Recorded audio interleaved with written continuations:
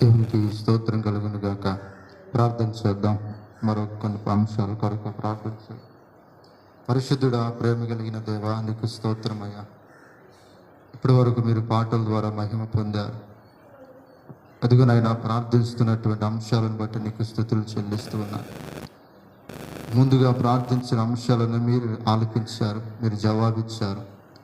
అందుని బట్టి నీకు స్తోత్రాలు చెల్లిస్తూ ఉన్నానయ్యా. ఉదయకాలమున ప్రభువా, మరికొన్ని ప్రార్థన అంశాలు మీరు జ్ఞాపకం చేసుకోండి. మీ సన్నిధిలోనైనా ఈ ప్రార్థనలన్నిటిని మీరు ఆలకించి జవాబును దయచేయండి అయ్యా. అయ్యా, ఇదిగో ఒక విధవరాలు అడిగినట్లుగా పదే పదేనైనా నీ సన్నిధులు అడుగుచూ ఉండగా న్యాయం లేని వాడే న్యాయము తీర్చాడు ప్రభువా. కానీ నువ్వు న్యాయము కలిగిన దేవుడవు,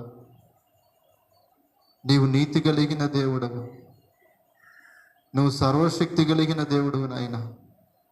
నీవు మాకు న్యాయము తీరుస్తావని, మా ప్రార్థన ఆలకిస్తావని నీ సన్నిధిలో మొరపెడుతూ ఉండగా నీ సహాయం దయచేయి. నీ కృపతో నింపి బలపరచండి నాయన. నా ప్రాంత ప్రజలను, కుటుంబాలను మీ చేతులకు అప్పగిస్తున్నాను. కుటుంబాలకు క్షేమమును దయచేయండి. కుటుంబాలు వర్ధిల్లా చేయండి నాయన.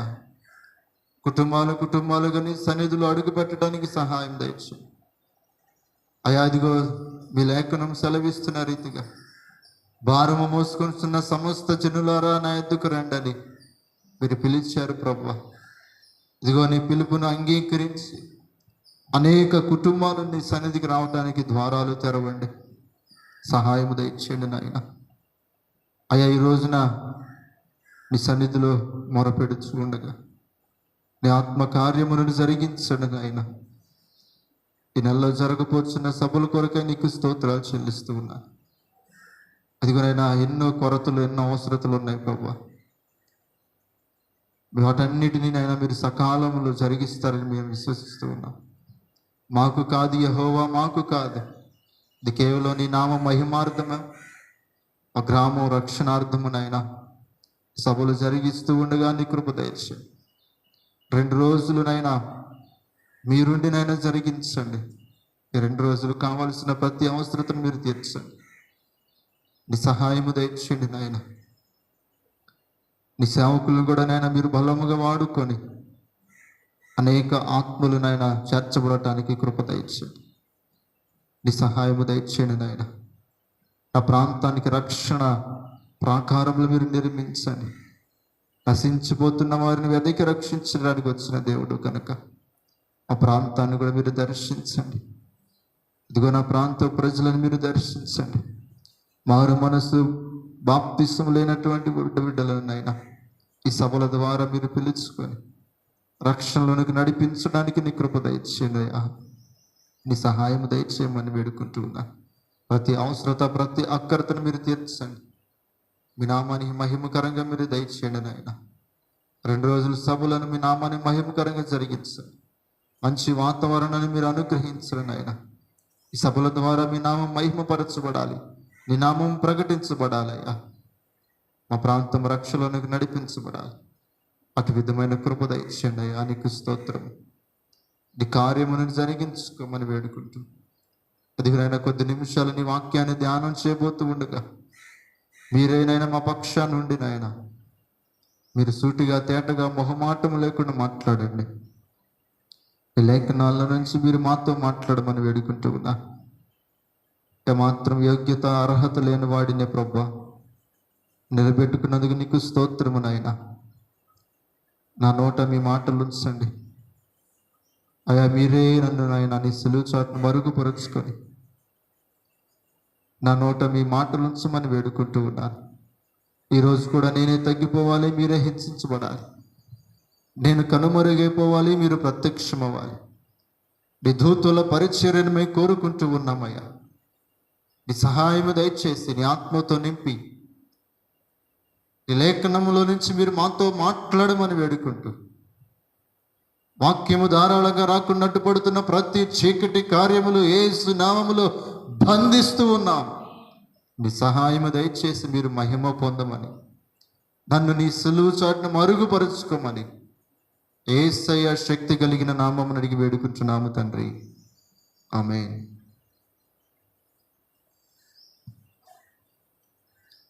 దేవుని పరిశుద్ధమైన నామానికి మహిమ కలుగునుగాక.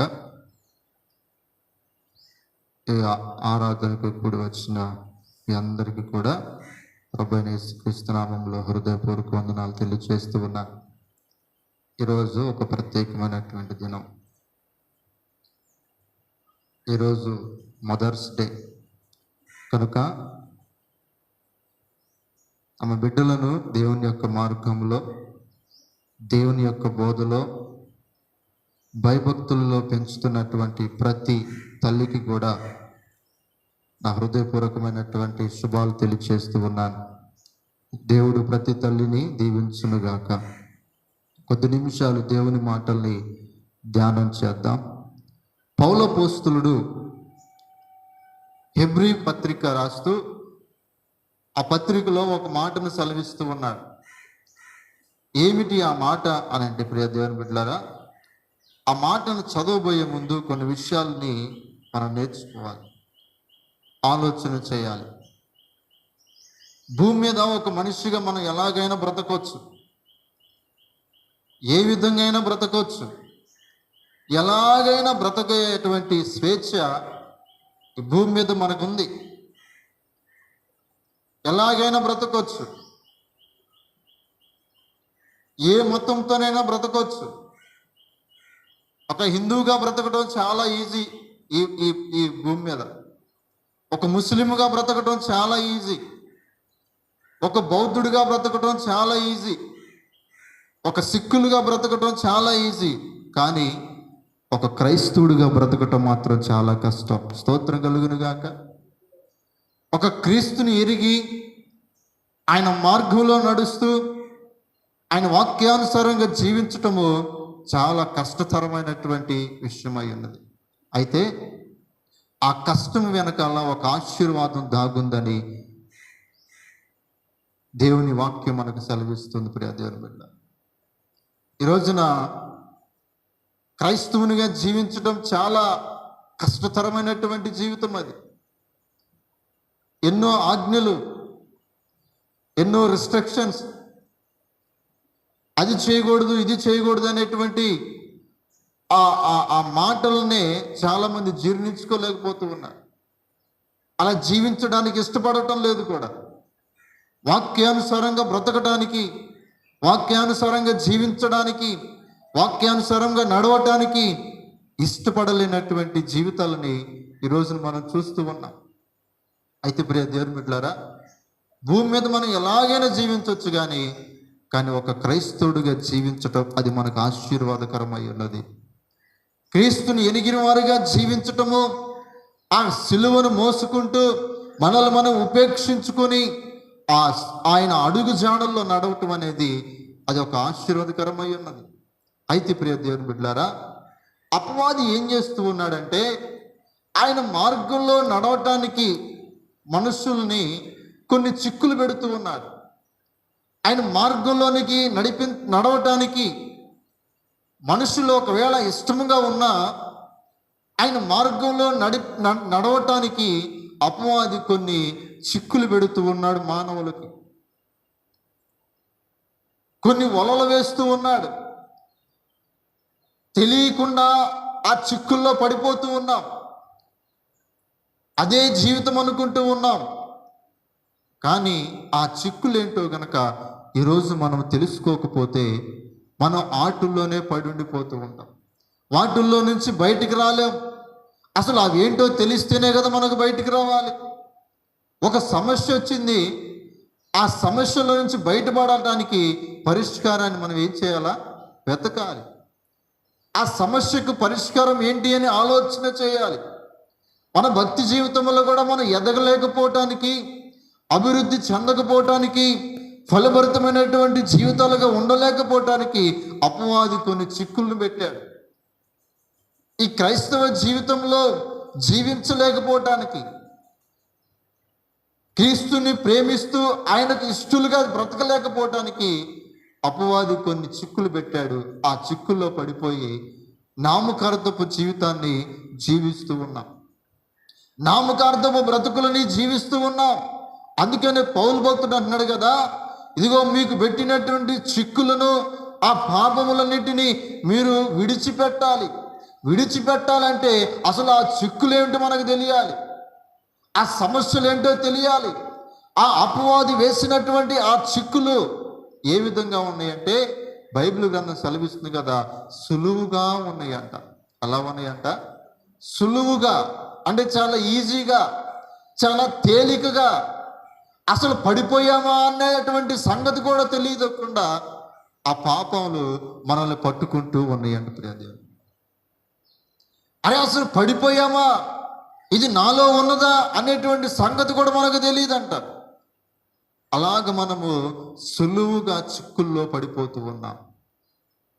అదే మాటని పౌలు భక్తుడు రాస్తూ ఉన్నారు. హెబ్రీయులకు రాసిన పత్రిక 12వ అధ్యాయము 2వ వచనాన్ని మనం చదువుదాం. మనము కూడా ప్రతి భారమును సులువుగా చిక్కులబెట్టు పాపమును విడిచిపెట్టి విశ్వాసమునకు కర్తయు దానిని కొనసాగించువాడునైన యేసు వైపు చూచుచు మన ఎదుట ఉంచబడిన పందెములో ఓపికతో పరిగెత్తుదము. ఆయన తన ఎదుట ఉంచబడిన ఆనందము కొరకై అవమానమును నిర్లక్ష్యపెట్టి సిలువను సహించి దేవుని సింహాసనం యొక్క కుడి పార్శ్వమున ఆసీనుడై ఉండెను. దేవునికి స్తోత్రం కలుగును గాక. యేసు వైపు చూచుచు మన విశ్వాసమునకు కర్త అయినటువంటి ఆయన వైపు మనకు చూచుచు ఏం చేయాలంట, ఓపికతో పరిగెత్తేటువంటి క్రమంలో కొన్ని చిక్కుల్లో పడిపోతూ ఉన్నారు మానవులు. యేసు వైపు చూచుచు ఆయన మార్గంలో నడుస్తూ ఓపికతో ఆ పరుగు పందెంలో పరిగెడుతూ ఉండాలి. ఎందుకంటే యేసు ప్రభుల వారు తండ్రి కుడిపార్శ్వమున ఆసీనులై ఉన్నాడు. ఒక రోజున మనము కూడా ఆయన కుడిపార్శ్వమున నిలబడబోతూ ఉన్నాం. ఆ ధవళ సింహాసనం ఎదుట ఆ కుడిపార్శ్వమున మనము కూడా నిలబడేటువంటి రోజు ఒకటి ఉన్నది. అయితే ఆ సింహాసనం ఎదుట నిలబడాలంటే ఇక్కడ మనం ఒక పరుగు పందెంలో పరిగెత్తాలి. అందుకని పౌలు భక్తుడు అంటాడు కదా, వెనుకున్న వాటిని మరచి ముందున్న వాటి కొరకు నేను పరిగెత్తుచున్నాను. నా ముందు ఒక నిత్య రాజ్యం ఉన్నది. నా ముందు ఒక సింహాసనం ఉన్నది. ఆ సింహాసనం చేరటమే నా ధ్యేయము. ఆ సింహాసనాన్ని చేరటమే నా లక్ష్యము. అందుకు నేను ఓపికతో దాని కొరకు నేను పరిగెడుతూ ఉన్నా. వెనకాల ఏమున్నాయో ఏమి లేవో అవన్నీ నాకు సంబంధం లేదు. వెనకాల ఏమున్నా లేకపోయినా నా ముందు మాత్రం ఒక గురి ఉన్నది. నా ముందు మాత్రం ఒక పరుగు పందెంలో నా కొరకు ఒక బహుమానం ఉన్నది. నేను దాని కొరకు మాత్రమే నేను పరిగెత్తాలని ఆశపడుతూ ఉన్నా. దాని కొరకు మాత్రమే నేను దానిని ఆ బహుమానాన్ని పొందుకోవాలని ఆశతో నేను పరిగెడుతూ ఉన్నా. అయితే ప్రియ దేవుని బిడ్డలారా, నిజంగా మనం ఈ రోజున ఓపికతో ఆ పరుగు పందెంలో పరిగెడుతూ దేవుడిచ్చేటువంటి బహుమానాన్ని పొందుకోవడానికి పరిగెడుతూ ఉన్నట్లయితే ఆ పరుగు పందెంలో మనల్ని ఆపడానికి అపవాది కొన్ని చిక్కులు పెట్టాడంట. ఏమిటి ఆ చిక్కులంటే, ఎలా ఉంటాయి ఆ చిక్కులంటే చాలా సులువుగా ఉంటాయంట. సులువుగా చిక్కులు పెట్టు పాపమును ఏం చేయాలంట, విడిచిపెట్టి విశ్వాసమునకు కర్తయ్యు దానిని కొనసాగించువాడనైనా యేసు వైపు మనం చూడాలంట. యేసు వైపు చూస్తూ ఆయన వైపు మనం పరిగెడుతూ మనం ఏం చేయాలంట, సులువుగా చిక్కులు పెడుతున్న పాపములేంటో గ్రహించి వాటిని విడిచిపెట్టాలని పౌలు భక్తుడు సెలవిస్తూ ఉన్నాడు. సులువుగా చిక్కులు పెట్టే పాపములు ఏంటి? ఆ పాపములు సులువుగా అంటే తేలికగా. నిజంగా ఈ రోజున అసలు ఆత్మీయ జీవితంలో మనము పడిపోయామా లేవా అన్న సంగతి కూడా మనకు అర్థం కావట్లేదు. కారణము సులువుగా చిక్కులు పెట్టే పాపములో చిక్కుకున్నాం. సులువుగా తేలికగా చాలా ఈజీగా మనల్ని పడేస్తూ ఉన్నాడు. ఆ పడిపోయినటువంటి ఆ స్థితిలో నుంచి ఈ రోజున మనల్ని ప్రభు లేచి నిలబడి వాటిని విడిచిపెట్టు అని అంటూ ఉన్నాడు. ఏ చిక్కులైతే నువ్వు చిక్కుకొని ఉన్నావో, నా వైపు చూస్తూ పరిగెత్తడానికి ఏవైతే నీ కాళ్ళకు బంధకములుగా ఆ అపవాది నీకు చిక్కులు వేశాడో ఆ చిక్కుబడినటువంటి పాపంలో నుంచి నువ్వు ఈ రోజున విడుదల పొందాలి అని వాక్యం సెలవిస్తుంది. ఈ రోజున విడుదలను నువ్వు పొందాలి. ఆ సులువుగా వేయబడిన చిక్కులు ఏమై ఉన్నవి? సులువైనటువంటి చిక్కులు. దేవుని బిడ్డలారా, పాపానికి సైజులు కొలతలు ఏమీ లేవు. చిన్నదైన పాపమే, పెద్దదైన పాపమే. రూపాయి దొంగతనం చేసిన దొంగతనమే, 1,00,000 రూపాయలు దొంగతనం చేసిన దొంగతనం. అందుకని బైబిల్ గ్రంథం కొన్ని విషయాలని పాపంగా ఎంచబడింది, కొన్ని విషయాలని పాపాలుగా తీర్చింది బైబిల్ గ్రంథం. ఈ రోజున అవి చాలా సులువుగా ఉంటాయంట, చాలా తేలికగా ఉంటాయి. మనుషులో ఆ లక్షణాలు కనుక కనబడితే వారు ఆ పాపపు చిక్కుల్లో ఉన్నారనేటువంటి విషయాలను మనము జ్ఞాపకం చేసుకోవాలి, గ్రహించుకోవాలి. మరి ఏంటి ఆ సులువుగా ఉన్నటువంటి చిక్కులు? ఆ చిక్కులు ఏమిటో ఈ రోజున ఒక 7 చిక్కులని 7 పాపముల్లో ఈ రోజున మీకు పరిచయం చేస్తాను. ఒకవేళ ఏ చిక్కులైనా మనం పడిపోయి ఉన్నట్లయితే, ఏమిట్లోనైనా మనము చిక్కుకొని ఆ పరుగు పందెములో యేసు వైపు చూచుచు పరిగెత్తలేక అలసిపోయి పడిపోయి ఉన్నామో, ఈ రోజున ఆ చిక్కుల్ని విడదీసుకునేటువంటి సహాయం ప్రభు మనకు దయచేస్తూ ఉన్నాడు. ఈ రోజున ఆ చిక్కుల్ని విడదీయటానికి పరిశుద్ధాత్మ దేవుడు మనతో ఉండి మనకు సహాయం చేస్తూ ఉండగా, ఈ రోజున ఆ చిక్కులను మనం తెంచుకోవాలి. ఆ చిక్కులని మనము విడిచిపెట్టాలి. ఆ చిక్కుల్లో నుంచి మనం బయటకు రావాలి. అయితే ఏమిటి ఆ చిక్కులై ఉన్నాయి? ఏమిటి ఆ చిక్కులు? సులువుగా ఉండే చిక్కులు ఏమిటి? చూద్దాం ప్రియ దేవుని బిడ్డలారా. పాపములు అనగానే మనకు జ్ఞాపకం వచ్చేది వ్యభిచారము, దొంగతనము, దోపిడీనో, నరహత్యలను, లేకపోతే హత్యలను మనకు గుర్తొస్తూ ఉంటాయి. అవి కాదు, అవి వాటికి మించినటువంటి లోపలు ఉండేటువంటి కొన్ని పాపములు ఉన్నాయంట. అవి మనుషుల్ని చిక్కుల్లో పడేస్తూ ఉన్నది, ముందుకు కొనసాగించలేకుండా పడేస్తూ ఉన్నది. మనిషి లోపల ఉండిపోయినటువంటి పాపములను ఈరోజు మనము విడిచిపెట్టాలి. ఆ చిక్కులను మనం తెంచుకోవాలి. అందుకు ఈ రోజున ప్రభు మనకు సహాయం దయచేస్తూ ఉన్నాడు. స్తోత్రం కలుగును గాక. అయితే ఏమిటి ఆ పాపములు అని అంటే చూద్దాం. మొదటి విషయాన్ని చూద్దాం. సామెతల గ్రంథం 16వ అధ్యాయము. సామెతల గ్రంథం 16వ అధ్యాయము 18వ వాక్య భాగాన్ని చదువుదాం.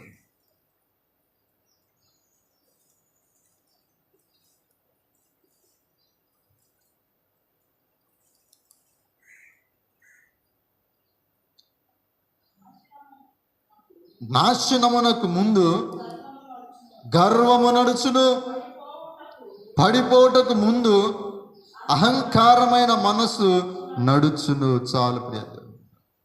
మొట్టమొదటిది సులువుగా చిక్కులు పెట్టే పాపములలో మొట్టమొదటిది ఏమిటయ్యా అంటే గర్వము. గర్వము మనిషిని ఏం చేస్తుందంట? నాశనానికి దారి తీస్తూ ఉంది. మనిషిని నాశనానికి దారి తీసేది ఏమిటంటే వానిలో ఉన్నటువంటి గర్వం అంట. ఈ రోజున అపవాది పాతాళములోనికి త్రొక్కబడటానికి కారణం ఏంటంటే వాడిలో ఉన్నటువంటి గర్వము.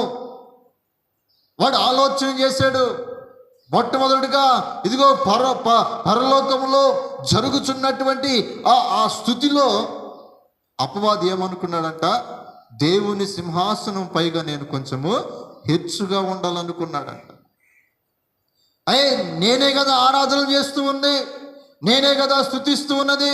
నేను స్తుతించకపోతే ఈ దేవునికి ఆరాధన లేదు, నేను స్తుతించకపోతే ఈ దేవునికి ఘనత లేదని చెప్పి నా వలన ఆయన స్తుతించబడుతూ ఉన్నాడు, నా వలన ఆయన మహిమపరచబడుతూ ఉన్నాడు అని చెప్పి అపవాది అనుకుందంట. ఆయన కన్నా నేను ఆయన సింహాసనము కన్నా కొంచెం హెచ్చుగా ఉంటే పోలా అని హృదయములో అనుకున్నదంట. నేను ఆరాధిస్తూ ఉన్నా, నేను ఘనపరుస్తూ ఉన్నా, నేను మాత్రమే ఆ దేవుని ఘనపరచడం ద్వారా ఆయన మహిమపరచబడుతూ ఉన్నాడు అనేటువంటి గర్వం ఎప్పుడైతే అపవాదిలోనికి ప్రవేశించిందో వాడు పాతాళానికి ఏమైపోయాడు? త్రొక్కబడ్డాడు. వాడి నాశనానికి వాడే కారకుడయ్యాడు. అందుకని వాక్యం సెలవిస్తుంది, నాశనానికి ముందు ఏం నడుస్తుందంట? గర్వం నడుస్తూ ఉందంట. ఈ రోజున ప్రియ దేవుని బిడ్డలారా, ఎన్నో కుటుంబాలు పాడైపోవటానికి, నాశనకరమైనటువంటి ఆ స్థితిలోనికి వెళ్ళిపోవటానికి ఒకవేళ గర్వము నిన్ను నాశనానికి నడిపిస్తుందేమో, నీ గర్వము నిన్ను నాశనంలోనికి తీసుకువెళుతుందేమో. ఎప్పుడైతే నీలో ఆ గర్వం వచ్చిందో అహంకారమైనటువంటి మనసు వచ్చింది. దేవుణ్ణి కూడా లెక్క చేయనటువంటి అహంకారం వచ్చేసింది మనుషుల్లోకి. నువ్వు అలా బ్రతకకూడదు, నీ వస్త్రాలు అలా ఉండకూడదు, నువ్వు మాట్లాడే విధానం అలా ఉండకూడదు అంటే నువ్వు మాకు చెప్పేది ఏంది అనేటువంటి స్థితిలోనికి రోజున మనుషులు వెళ్ళిపోతున్నారు. అహంకారం వచ్చేస్తుంది. ఆ అహంకారం రావటానికి కారణము వారిలో ఉన్న గర్వము. రోజున మనుషులు గర్వంలో ఉంటే ఇదిగో ఆ గర్వము నిన్ను అణిచివేస్తుంది. అది నీ నాశనానికి దారి తీస్తుంది. ప్రియ దేవుని బిడ్డలారా, బైబిల్ గ్రంథంలో ఒక రాజు ఉన్నాడు. ఆ రాజు ఒక రోజున రాజ్య వస్త్రాలు ధరించుకొని ప్రసంగం చేస్తూ ఉన్నాడంట. ప్రసంగం చేస్తూ ఉంటే ప్రజలందరూ కూడా ఆయనను హెచ్చిస్తూ ఉన్నాడు. ఇది మానవ స్వరము కాదు, దైవ స్వరమే. నువ్వు ఇలా మాట్లాడుతూ ఉన్నావంటే అది ఖచ్చితంగా దైవ స్వరమే అనగానే ఆ వ్యక్తి అంట దేవుణ్ణి మహిమపరచకుండా తన్ను తాను గర్వించుకున్నాడు. అక్కడ జరిగిన సందర్భాన్ని మరలా ఒకసారి చదువుదాం. అపోస్తుల కార్యములు 12వ అధ్యాయం, అపోస్తుల కార్యములు 12వ అధ్యాయం 21వ వచనాన్ని చదువుదాం.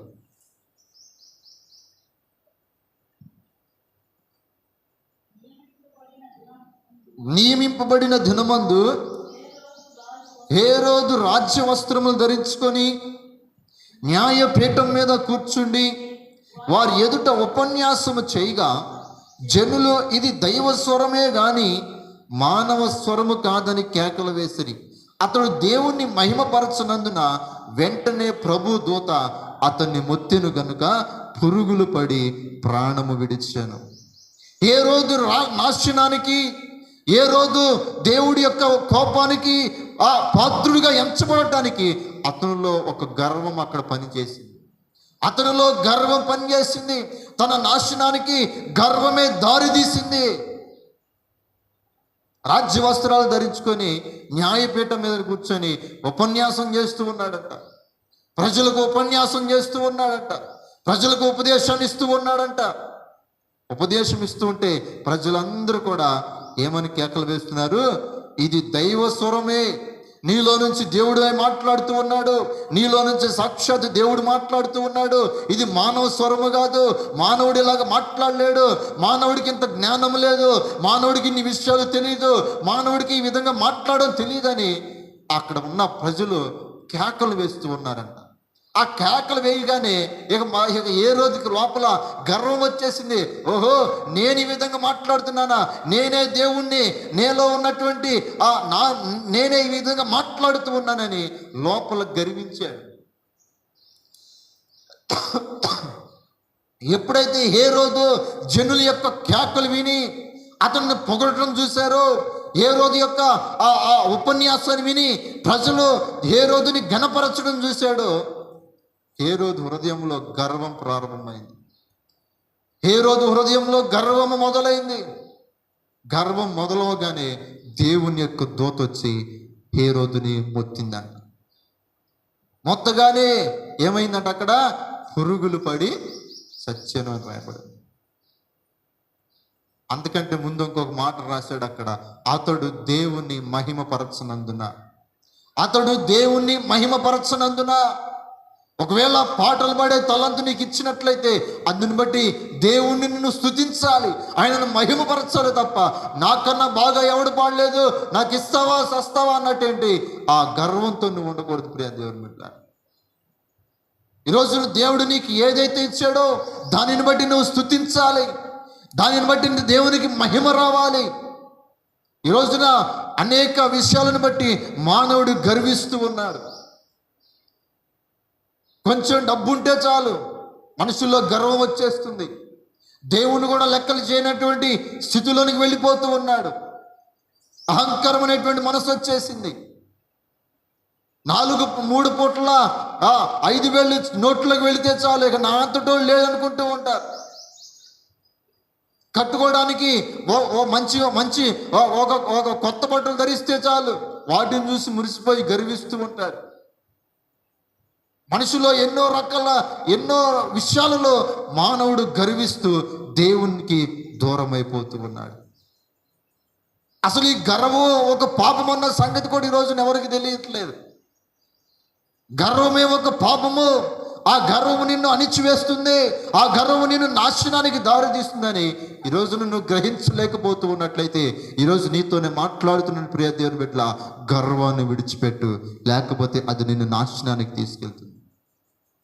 ఒకడు నాశనానికి ముందు ఏం నడుస్తుందంట? గర్వం నడుస్తూ ఉందంట. అహంకారమైన మనసు వస్తుందంట. ప్రియ దేవుని బిడ్డలారా, దేన్ని బట్టి నువ్వు అహంకారంగా ప్రవర్తిస్తూ ఉన్నావు?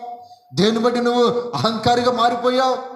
నీకున్న దాన్ని బట్టా, నీకున్న సంపాదన బట్టా, నీకున్న ఉద్యోగాన్ని బట్టా, నీకున్నటువంటి ఆస్తులను బట్టా, నీకున్నటువంటి కారుని బట్టా, లేకున్నటువంటి నీకున్నటువంటి వాహనాలను బట్టా, దేన్ని బట్టి నువ్వు గర్విస్తూ ఉన్నావు? దేనిని బట్టి నువ్వు అహంకారంతో ఉన్నావు?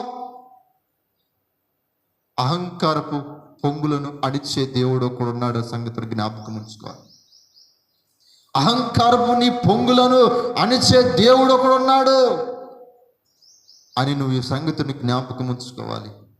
ఏ రోజు మనుషుల కేకలు వినగానే ఒక గర్వం వచ్చేసింది. దేవుని దూత వచ్చి మొత్తాడు. ప్రియ దేవుని బిడ్డలారా, దేవుని కోపం దిగొచ్చింది. ఈరోజు ప్రియ దేవుని బిడ్డలారా, నువ్వు నాశనానికి దిగిపోవటానికి ప్రభు ఇష్టపడట్లేదు. నాశనకరమైనటువంటి స్థితిలో ఉండడానికి ఇష్టపడట్లేదు. అయితే ఏం చేయాలంటే, సులువుగా చిక్కులు పెట్టిన ఈ గర్వంలో నుంచి నువ్వు బయటకు రావాలి. దానిని విడిచిపెట్టాలి. దేవుని యొక్క సన్నిధిలో దీన మనస్కులై ఆయన రెక్కల చాటును మనం ఏమవ్వాలంట? ఒదిగిపోవాలి. తగిన సమయంలో ఆయన మనల్ని హెచ్చిస్తాడు. తగిన సమయంలో ఆయన మనల్ని హెచ్చిస్తాడు. అప్పటి వరకు మనం ఏం చేయాలా? దీనులుగా ఆయన చెంత చేరాలి. ఆయన రెక్కల చాటును ఒదిగిపోవాలి. తను తాను తగ్గించుకున్నవాడు హెచ్చించబడును, తనను తాను హెచ్చించుకున్నవాడు తగ్గించబడును. దేన్ని బట్టి నువ్వు హెచ్చించుకుంటున్నావో, ఏ గర్వాన్ని బట్టి నువ్వు హెచ్చించుకుంటున్నావో, ఏదిని చూసి నువ్వు హెచ్చించుకుంటున్నావో, ఒకరోజు నీ స్థానం తగ్గించబడింది. దేవుని దగ్గర మనం తగ్గించుకుంటే మనం హెచ్చించబడతాం. అందుకనే సులువుగా చిక్కులు పెట్టే పాపములో మొదటిది ఏంటంటే గర్వం అంట. ప్రియ దేవుని బిడ్డ, ఈ గర్వము పరలోకంలో ప్రారంభమైంది, పాతాళంలో దాన్ని ముగించేశాడు దేవుడు. గర్విష్ఠులకి పరలోకంలో స్థానము లేదు. గర్విష్ఠులకి, అహంకారులకి దేవుని రాజ్యంలో స్థానము లేదు. అందుకనే వాడికి అక్కడ స్థానము లేక వాడిని ఏం చేశాడు? పాతాళానికి త్రొక్కేశాడు దేవుడు. అపవాదికి స్థానము లేదు అక్కడ. అయితే ఈరోజు ఏ విధమైనటువంటి మనసుతో ఉన్నా, గర్వంతో ఉంటే ప్రియ దేవుని బిడ్డలారా, ఆ గర్వాన్ని నువ్వు ఈ రోజున విడిచిపెట్టాలి. సులువుగా చిక్కులు పెట్టు పాపములో మొట్టమొదటిది గర్వము. ఇది నిన్ను నాశనానికి దారితీస్తుంది. రెండో విషయాన్ని మనం చదువుదాం. ఎఫెసీయులకు రాసిన పత్రిక 4వ అధ్యాయము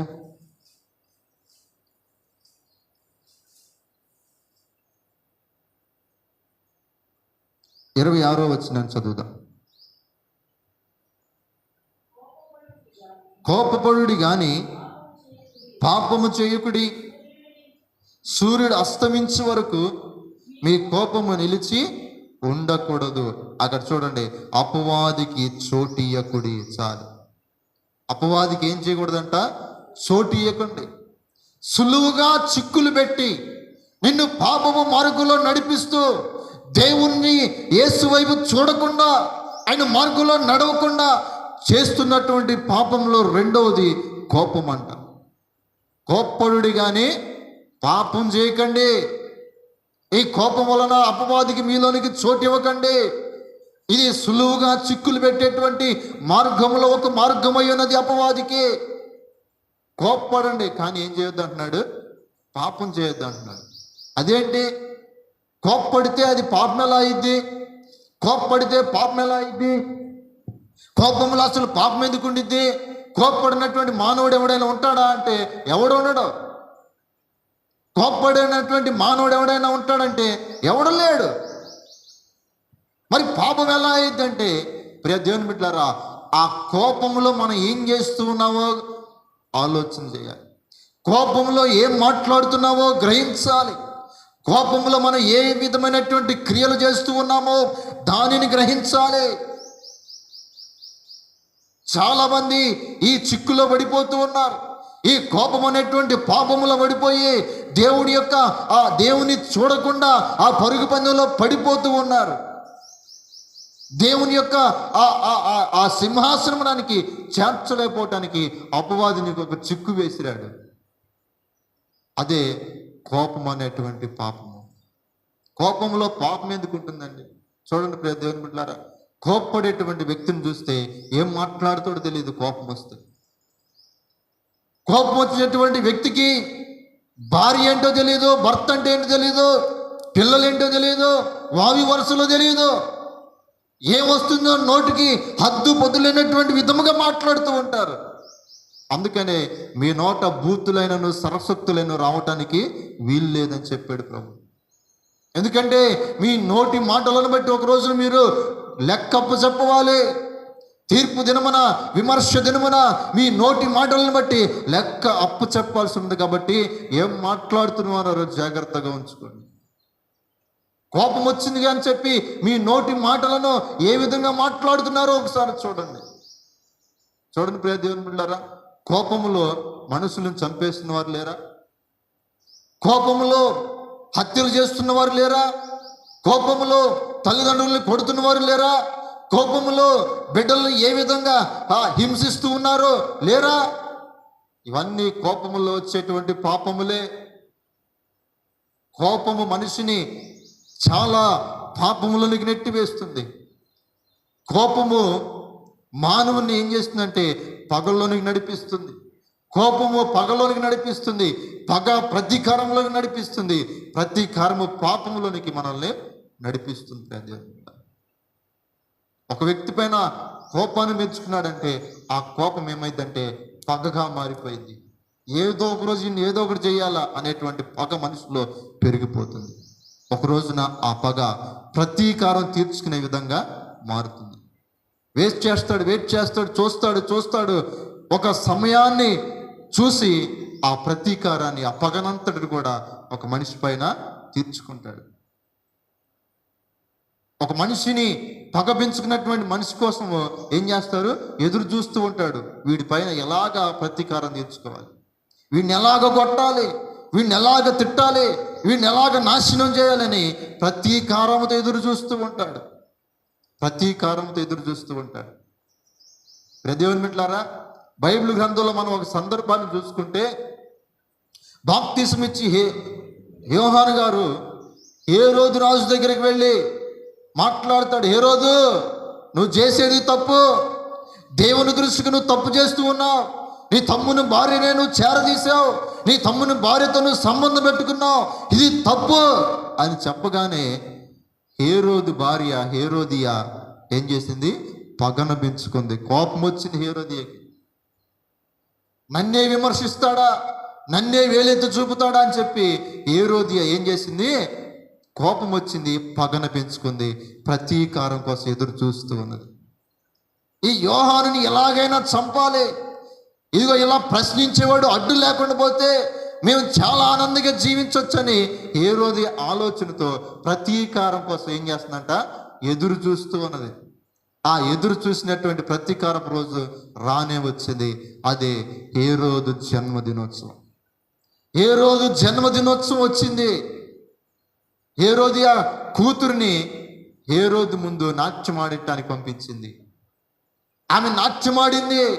హేరోదు ఆ నాట్యం చూసి మురిసిపోయి ఆమెతో అంటాడు కదా, నీకేం కావాలో చెప్పమ్మా, నువ్వు ఏది అడిగినా నేను ఇస్తానని చెప్పగానే ఆమె అమ్మాయి వెళ్ళిపోయి వాళ్ళ అమ్మని అడిగిద్ది, అమ్మా రాజుగారు నన్ను ఇలా అడిగాడు, ఏం చేయమంటావు ఇప్పుడు అంటే, ఎన్నాళ్ళుగానో ఎదురు చూస్తున్నటువంటి అవకాశం, ప్రతీకారం తీర్చుకునే అవకాశం వచ్చింది.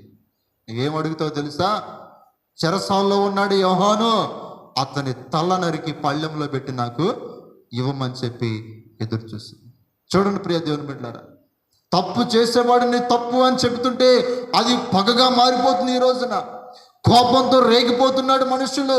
ఇదిగో తప్పురా బాబు, నీ వెళ్ళే మార్గం సరైనది కాదు, అది దేవునికి ఇష్టం లేని మార్గము, ఆ మార్గంలో వెళ్ళడానికి దేవునికి ఇష్టం లేదని ఈ రోజున ముఖాముఖిగా మాట్లాడుతూ ఉంటే ఈ రోజున మనుషులకు అది ఇష్టం లేదు. కోపం ఎక్కువైపోతుంది, పగలు పెరిగిపోతున్నాయి, ప్రతీకారాలు ఎక్కువైపోతూ ఉన్నాయి. సులువుగా చిక్కుళ్ళు పెట్టి పాపములో రెండోది కోపము. ఈరోజున కోప్పడిన మనుషులు ఎవడు లేడు. అయితే కోపములో మీరు పాపం చేయకండి అని మాట్లాడుతున్నాను. కోప్పడండి కానీ పాపం చేయకండి. ఏం చేస్తూ ఉన్నావో కోపంలో ఆలోచన చేయండి. చూడండి ప్రియ దేవుని బిడ్డలారా, ఎన్నో చక్కగా వివాహం చేసుకొని భార్యాభర్తలుగా కలిసి ఉండి ఏక శరీరంగా ఉన్నటువంటి భార్యను చంపడానికి ఎంతగా కోపం వచ్చి ఉంటుంది అతనికి. ముక్కలు ముక్కలుగా నరికి కుక్కర్లో ఉడకబెట్టడానికి అతను ఎంతగా పగతో రగిలిపోయి ఉంటాడు, ఎంత కోపాన్ని తెచ్చుకొని ఉంటాడు తన భార్య పైన. అందుకని కోపములో అలాంటి పాపాలు మీరు చేయకండి. మీ నోటితో కూడా కోపంలో పాపం చేయకండి. మీ క్రియల్లో కోపంతో పాపం చేయకండి.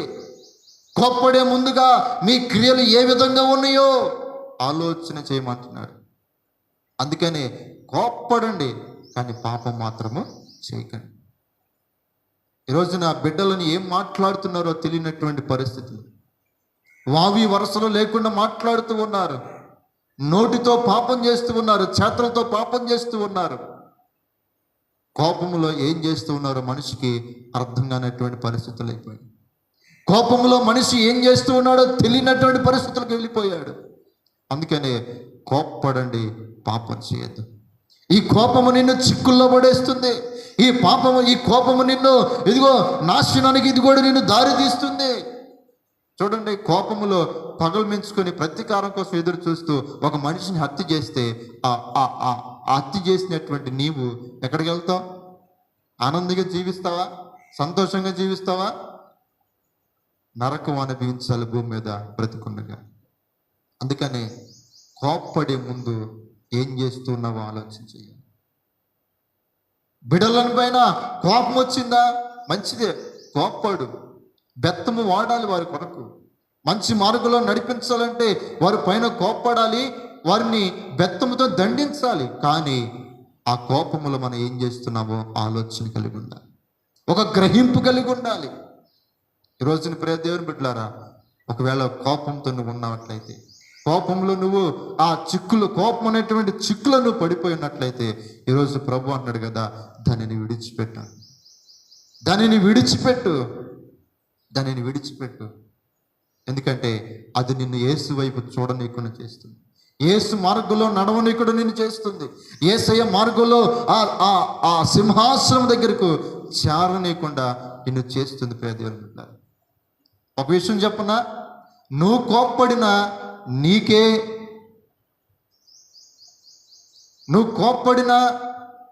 నీకే ఇబ్బంది. దేవునికి కోపం వచ్చేలాగా బ్రతికినా మనకే ఇబ్బంది.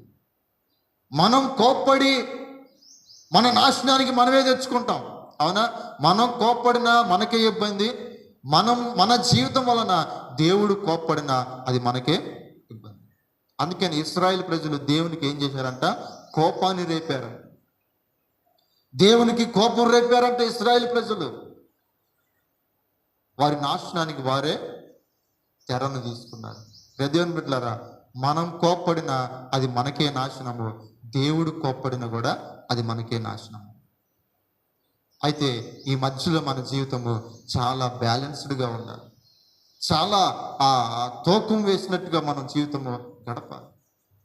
అందుకని యేసు వైపు చూచు మనం ఏం చేయాలంట? సులువుగా చిక్కులు పెట్టే పాపాల నుంచి మనం విడిపించబడాలి. ఇది రెండోది.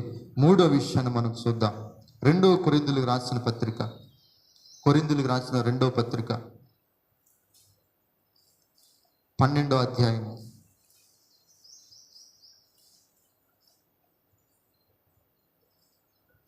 20వ వచనం చదువుదాం.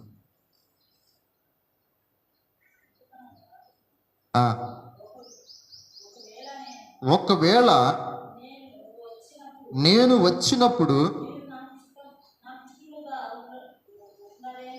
నాకు ఇష్టలుగా ఉండరేమో అనియు, నేను మీకు ఇష్టడుగా ఉండనేమో అనియు, ఒకవేళ కలహమును, అసూయయు, క్రోధములను, కక్షలను, కొండెములను, గుసగుసలాడుటను, ఉప్పొంగుటలను, అల్లరులను ఉండునేమో అనియు, నేను మరలా వచ్చినప్పుడు నా దేవుడు మీ మధ్య నన్ను చిన్నబుచ్చునేమో అనియు, మునుపు పాపము చేసి తాము జరిగించిన అపవిత్రత, జారత్వము, పోకిరి చేష్టల నిమిత్తము మారు మనసు పొందని అనేకులను గూర్చి దుఃఖపడాల్సి వచ్చినేమో అనియు భయపడుచున్నాను. చూడండి ప్రియ దేవుని బిడ్డలారా, సులువుగా చిక్కులు పెట్టేటువంటి 3వ విషయంలో అక్కడ ఒక మాట రాయబడి ఉంటుంది. ఏంటంటే అసూయ. ఏంటిదంట? అసూయ. ఎవరిని బట్టి నువ్వు అసూయపడుతూ ఉన్నావు? ఎవరిని బట్టి నువ్వు అసూయపడుతూ ఉన్నావు? ఈరోజు చూడండి, ఒకరు మంచిగా ఒక మంచి స్థానంలో, ఒక పొజిషన్లో ఉన్నారంటే వారిని చూసి ఏమవుతాం? అసూయపడతాం. ఒకరు మంచిగా ఇల్లు కట్టుకున్నారంటే వారిని చూసి ఏమవుతాం? అసూయపడుతూ ఉంటారు. ఒకరు మంచిగా వాహనం కొనుక్కొని వాహనం మీద తిరుగుతున్నారంటే అసూయ. ఒకరు మంచి బట్టలు వేసుకొని రోడ్డు మీదకి వెళితే అసూయ. ఈరోజున మనుషుల్లో ఇది ఉండిపోయింది. సులువుగా చిక్కులు పెట్టే పాపం ఇదే. అందుకనే పౌలు భక్తులు అంటున్నాడు కదా, ఇదిగో నేను వచ్చినప్పుడు మీరు నాకు ఇష్టలుగా ఉండరేమో, మీరు నాకు ఇష్టలుగా ఉండరేమో, లేకపోతే నేను మీకు ఇష్టలుగా ఉండనేమో. ఒకవేళ మీలో ఈ సులువుగా చిక్కులు పెట్టే పాపం ఉందేమో, వాటిని విడిచిపెట్టండి అని మాట్లాడుతున్నాడు. అసూయ మనుషులని ఇదిగో చిక్కుల్లో పడేస్తుంది. ఇది నిన్ను ఎదగనివ్వదు. పక్కన వాళ్ళని చూసి ఎప్పుడు ఏడుస్తూ అసూయ పడటం తప్పితే నువ్వు ఎదగాలన్న ఆలోచన నీలో లేకపోతే ఎలాగా? ఎప్పుడు వారిని చూసి వారి మీద పడి ఏడవటమే.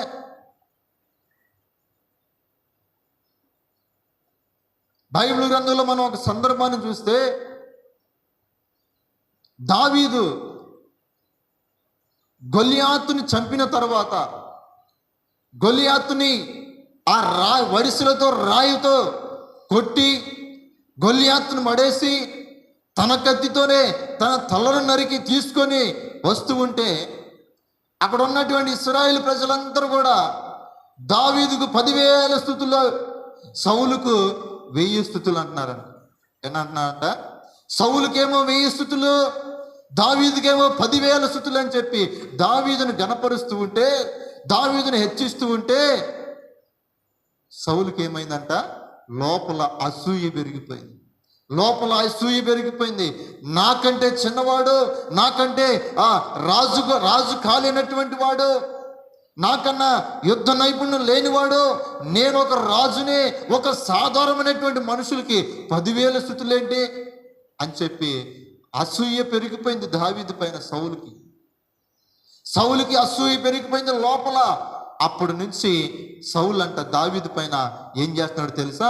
విషపు చూపు చూస్తూ ఉన్నాడు. ఏం చేస్తున్నాడంట? విషపు చూపు చూస్తూ ఉన్నాడంట. అసూయ వలన వచ్చేదేంటో తెలుసా? విషపు చూపు. ఆ చూపులు మంచివి కాదు. ఎప్పుడు నాశనం అయిపోతాడా, నాకన్నా బాగా ఎదుగుతూ ఉన్నాడు, నాకన్నా బాగా చదువుతూ ఉన్నాడు, నాకన్నా ముందుగా అన్నిట్లో ముందుంటున్నాడని చెప్పి విషపు చూపు చూస్తూ ఉన్నాడంట సౌలు. ఈ రోజున మనుషుల్లో కూడా ఇది ఉండిపోయింది. బాగా బ్రతుకుతూ ఉంటే వారి వైపు చూసి ఏడవటం ఎక్కువైపోయింది. అసూయ. మనుషుల్లో అసూయ పెరిగిపోయింది. ఇది నిన్ను దేవుని దగ్గరకు చేరనివ్వదు. ఇది సులువుగా చిక్కులు పెట్టే పాపములో ఇంకోటి అయ్యున్నది. ఈ అసూయ నీలో ఉంటే నువ్వు దేవుని దగ్గరికి చేరలేవు. అందుకనే సులువుగా చిక్కులు పెట్టు పాపములను నువ్వేం చేయాలా? విడిచిపెట్టబడాలి. అసూయ కూడా ఒక పాపం. ఇప్పుడు దేవుని బిడ్డారా, చూడండి పౌలు భక్తుడు ఇంకా అక్కడ చాలా విషయాలు రాశాడు. కలహములు, క్రోధములు, కక్షలు, కొండెములాడేవాళ్ళు, గుసగుసలాడేవాళ్ళు కూడా అంటారు ఉప్పొంగిపోయేవాళ్ళు, గర్వించేవాటి వాళ్ళు, అల్లరులు ఉండునేమో, మీ మధ్య నన్ను చిన్నబుచ్చునేమో. చూడండి, దేవుడు మీ మధ్య నన్ను చిన్నబుస్తాడేమో. ఒక సంఘంగా మిమ్మల్ని ఏర్పరిచాను, సంఘంగా మిమ్మల్ని కట్టాను, అయితే మీలో ఇవి ఉండటానికి వీల్లేదు. కొరింథీ సంఘంలో ఇవి ఉన్నాయంట. అందుకనే వాటిని బట్టి వారితో మాట్లాడుతున్నాడు పౌలు భక్తుడు. ఇదిగో, దేవుని ఎదుట ఒక రోజున మనం నిలబడాల్సిన వారమై ఉన్నాం. అప్పుడు దేవుడు నన్ను చిన్న చూపుగా చూస్తాడేమో. ఇలాంటి సంఘాన్ని నడిపిస్తూ ఉన్నది, ఇలాగ నువ్వు సంఘాన్ని కట్టిందని దేవుడు నన్ను చిన్నగా చూస్తాడేమో, చిన్నబుచ్చుతాడేమో అనే భయంతో ఈరోజు మీతో మాట్లాడుతున్నానని ఈ మాటల గురించి పౌలు భక్తుడు మాట్లాడుతున్నాడు. కొరింథీ సంఘమా, మీలో కలహాలు ఉన్నాయా? మీలో అసూయలు ఉన్నాయా? కక్షలు ఉన్నాయా? క్రోధములు ఉన్నాయా? ఏమున్నాయి మీలో? ఇవన్నీ సంఘములో ఉండటానికి వీల్లేదు. క్రీస్తు రక్తంలో కడగబడిన నీలో అవి ఉండటానికి వీల్లేదు. మీలో అసూయ ఉండటానికి వీల్లేదు. దేవుని బిడ్డలారా, అసూయ ఉండటానికి వీల్లేదు. బాగా పాటలు పాడుతున్నావు, ఇదిగో వాళ్ళకి ఎక్కువ అవకాశం ఇస్తున్నారు, నాకు ఇవ్వట్లేదని వారిని చూసి అసూయపడొద్దు.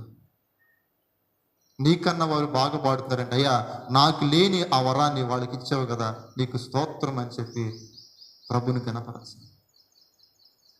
అసూయ పడకూడదు దేవుని బిడ్డ. అది మనల్ని నాశనానికి దారితీస్తుంది. సులువుగా చిక్కులు పెట్టు పాపములో మూడోది ఏంటంట? అసూయ. మనుషులను చూసి ఎప్పుడు మనం అసూయ పడటానికి వీలు. మనుషులను చూసి మనం ఎప్పుడు అసూయ పడటానికి వీల్లేదంటారు. ఇది సులువుగా చిక్కులు పెడుతుంది. నువ్వు చిక్కబడిపోయావు ఈ అసూయలో పడి, గర్వంలో పడి చిక్కబడ్డావు, కోపంలో ఉండి చిక్కబడ్డావు. ఇదిగో అసూయ అనేటువంటి పాపంలో కూడా నువ్వు చిక్కుల్లో ఉండవు. ఇవన్నీ నీ లోపల ఉండేటువంటి విషయాలు, నీ లోపల దాగున్న విషయాలు. ఇవి నిన్ను సులువుగా అపవాది చిక్కుల్లో పెట్టాడు. అయితే ఈ రోజున ప్రభు అంటాడు కదా, నువ్వు వాటిని విడిచిపెట్టాలి, వాటిని విడిచిపెట్టాలి. ఇది మూడో విషయం అయి ఉన్నది. నాలుగో సంగతిని మనం చూద్దాం. యోధా పత్రిక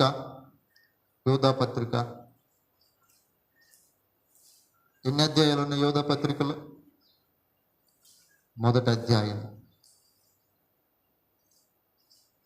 7వ వచనాన్ని చదువుదాం. ఆ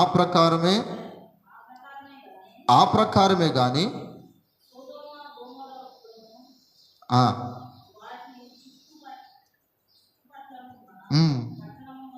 ఆ ప్రకారంగానే సొదొమ గోమరులను వాటి చుట్టుపట్లనున్న పట్టణములను వీరి వలనే వ్యభిచారము చేయుచు పరశరీరానుసారులైనందున నిత్యాగ్ని దండన అనుభవించుచు దుష్టాంతముగా ఉంచబడిన చాలు. సులువుగా చిక్కులు పెట్టే పాపములో నాలుగోది వ్యభిచారము. ఏంటిదంట? వ్యభిచారం. ఇది మానవుణ్ణి చాలా సులువుగా పడేస్తుంది, చాలా సులువుగా మానవులకి జ్వరపడుతుంది. ఆ జ్వరపడినటువంటి ఈ వ్యభిచారం అంట ఆనాడు సొదొమ గొమొర్రా పట్టణం నాశనం అయిపోవటానికి కారణమైంది. సొదొమ గొమొర్రా పట్టణమే కాదు, ఆ ప్రభావం అంట వాటి చుట్టూ ఉన్న పట్టణముల మీద కూడా పడిందంట. చుట్టూ ఉన్నటువంటి పట్టణాల పైన కూడా ఆ ప్రభావం వచ్చింది.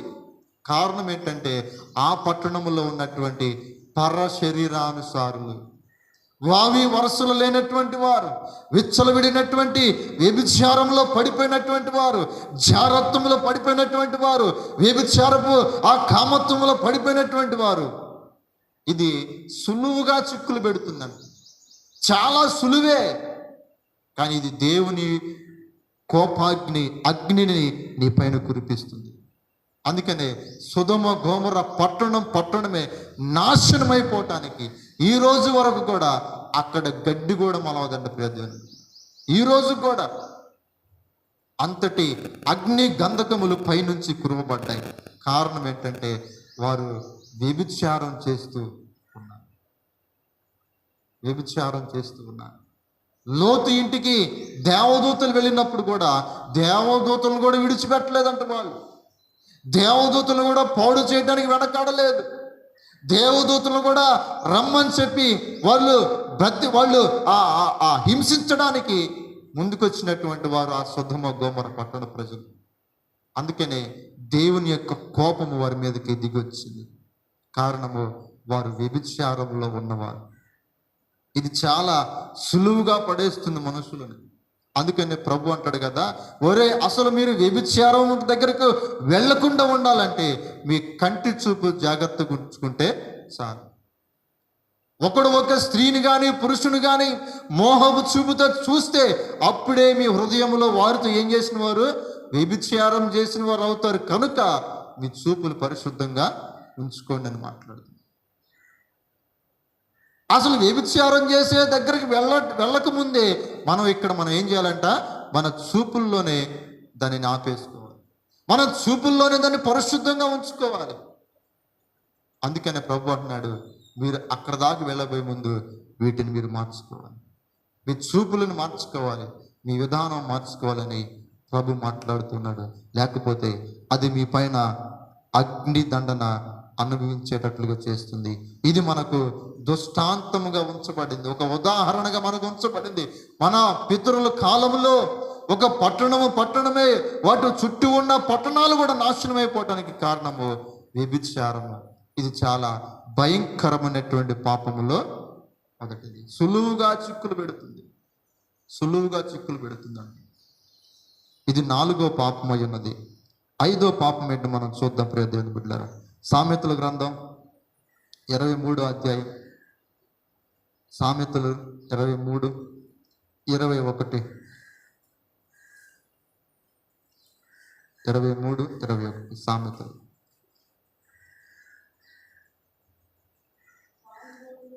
ఆ 23:21.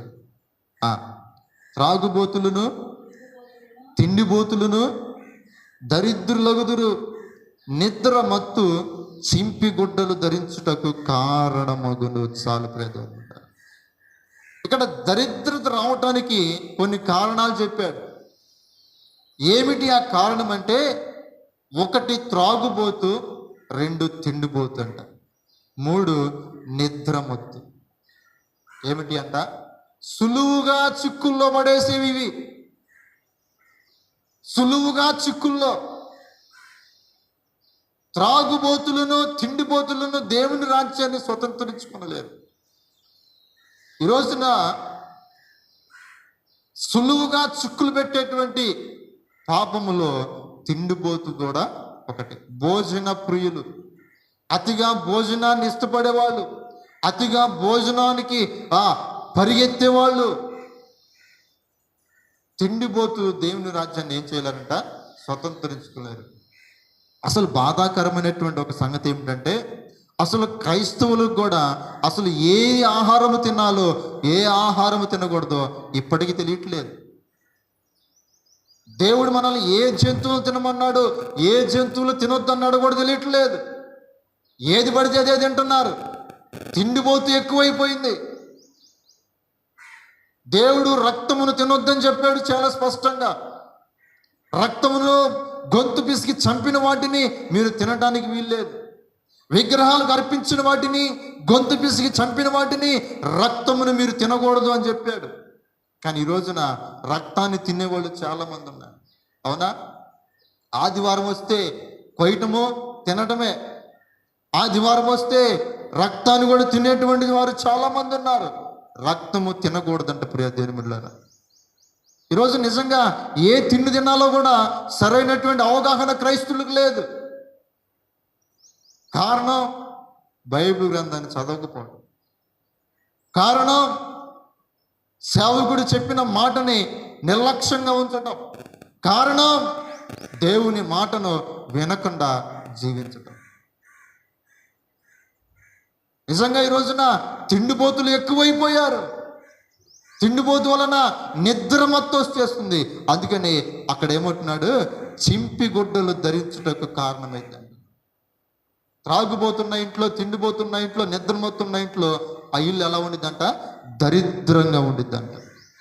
ఎదగలేదు ఆ ఇల్లు, ఆ కుటుంబం అభివృద్ధి చెందలేదు, ఆ కుటుంబం ఆ ఫలభరితమైనటువంటి స్థితిలో దేవుని ఆశీర్వాదాలను పొందుకోలేదు.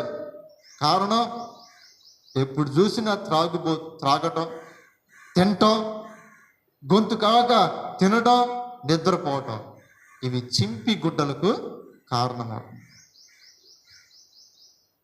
వాడు సంపాదించే సంపాదన తినడానికి తాగటానికి సరిపోతే ఇంక బట్టలేం కొనుక్కుంటాడు.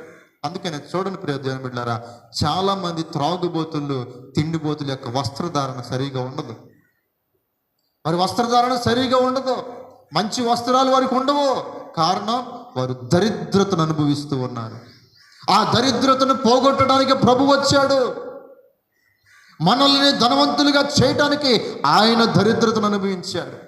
మనల్ని ఉన్నతంగా హెచ్చించడానికి ప్రభు ఈ లోకానికి వచ్చాడు. అయితే నువ్వు త్రాగుబోతులుగా, తిండిబోతులుగా, నిద్రమత్తులుగా ఉండటానికి వీల్లేదు. ఇవి సులువుగా చిక్కులు పెట్టేని. నువ్వు ఆ చిక్కులో పడిపోయావు, ఆ బంధకంలో పడిపోయావు. నువ్వు ఆ బంధకంలో నుంచి ఈరోజు విడిపించబడితే నువ్వు దరిద్రతలో నుంచి బయటకు వస్తావు. అందుకనే ఇదే సామెతల్లో ఒక మాట రాయబడి ఉంటుంది, నువ్వు తిండిబోతువైతే నీ గొంతుకి ఏం పెట్టుకోవాలంట? కత్తడ్డం పెట్టుకోవాలంటే 23వ అధ్యాయం 2వ వచనంలో రాయబడి ఉంటుంది అన్నమాట. నీవు తిండిబోతువైన ఎడల నీ గొంతుకకు కత్తి పెట్టుకో చాలు. తిండిబోతులాగా ఎంతకాలం ఉంటావు? నోట్లో ఏలు పెడితే అంతగా తినేటువంటి వారు ఉన్నారు. భోజనాలు ఎక్కడంటే అక్కడికి పరిగెత్తే వాళ్ళు ఉన్నారు.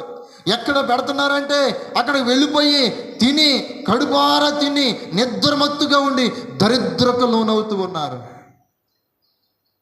ఈరోజున పని చేయాల్సినటువంటి యవనస్తులు కూడా దరిద్రతకు లోనవుతూ ఉన్నారు. కారణము తిండిబోతుతనము. ఒకవేళ తిండిబోతువైతే గొంతుకి కత్తి అడ్డం పెట్టుకో, కత్తి అడ్డం పెట్టుకో. తిండిబోతుతనంలో ఉన్నట్లయితే తగ్గించుకో దానిని. దానివల్ల నిద్రమత్తు వస్తుంది, నువ్వు దరిద్రతలోనికి వెళతావు, దరిద్రతలోనికి వెళతావు. కాబట్టి ప్రియ దేవుని బిడ్డలారా, సమర్పణ చేసిన విషయంలో ఆహారపు విషయాల్లో కూడా ఒక సమర్పణ మనలో ఉండాలి. ఏం తినాలో ఏం తినకూడదో బైబిల్ గ్రంథం స్పష్టంగా మనకు తెలియజేస్తూ ఉన్నది. ఆ విషయాల్లో మనము ఒక సమర్పణ కలిగి ఉండాలి, సమర్పించుకోవాలి దేవునికి. ఇన్నాళ్ళు మన కొరకు ఈ శరీరాన్ని సుఖపెట్టడానికి మనం తిన్నాం కదా. దేవుని మహిమపరచడానికి కూడా భోజనపు ఆహారపు అలవాట్లు మార్చుకోవాలి, వాటిని మార్చుకోవాలి. తిండిబోతులుగా మనం ఉండటానికి వీల్లేదు. ఇది సులువుగా చిక్కులు పెట్టేటువంటి 5వ పాపము. 6వ పాపం ఏంటో మనం చూద్దాం. సామెతల గ్రంథం 19:15 వచనం చదువు.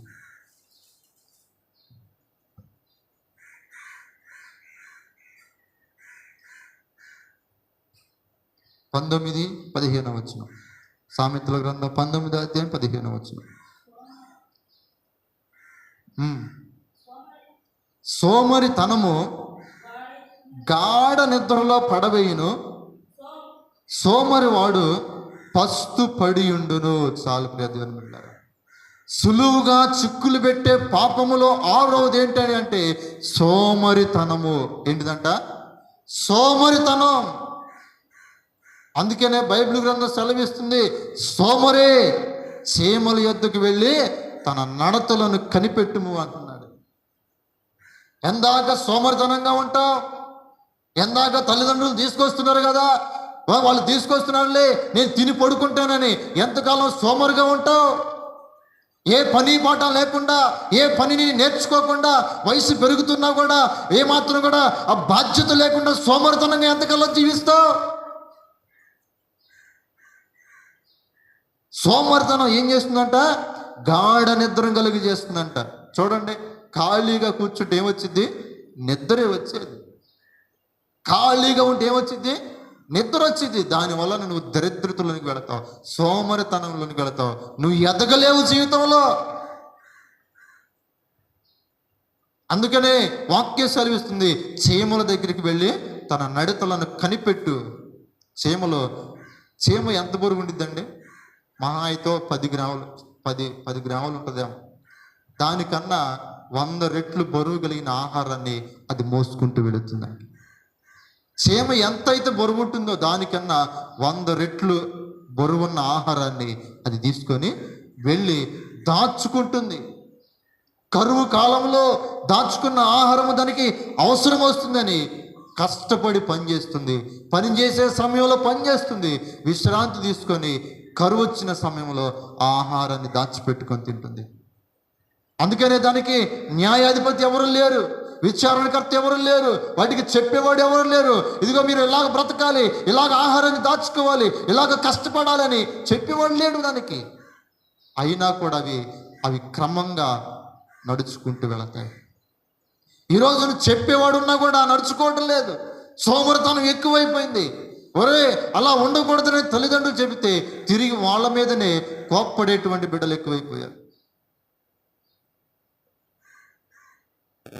వయసు పెరిగిపోతూ ఉన్నా 20-30 సంవత్సరాలు వచ్చినా కూడా ఇంకా కూడా తల్లిదండ్రుల కష్టాల పైన ఆధారపడి జీవించే బిడ్డలు చాలా మంది ఉన్నారు.